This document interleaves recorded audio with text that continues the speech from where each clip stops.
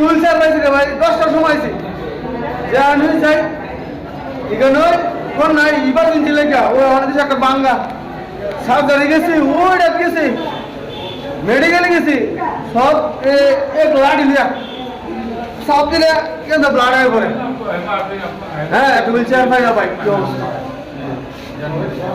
কি বলবেন এই হসপিটালে কি বলুন এই পরিষেবাটা তো বুঝবে আর কি বলুন কত কষ্টে আছে হুইল চেয়ার পাইতে 10টা সময় আইছি হুইল চেয়ার পাইছি না ভাই কি অসুবিধা নিয়ে আসছেন?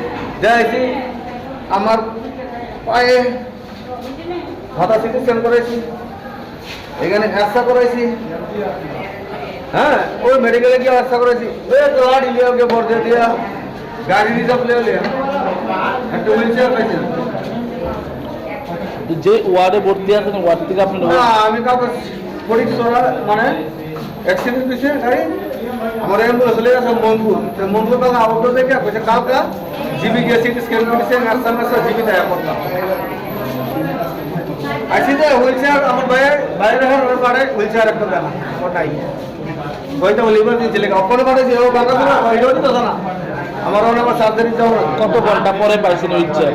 ওই তো আসলে 5:30 আইসি গেলে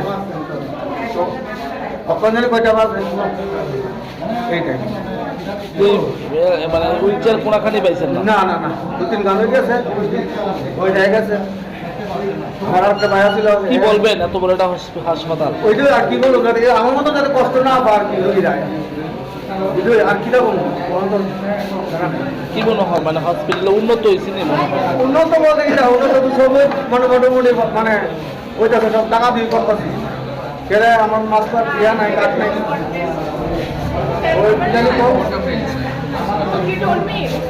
ওই কি কাজ জানি আয়ুষ্মান নাই তখন টাকার উপরে আমরা করতেছি সরকারের কাছে কি আবেদন থাকবো আপনার?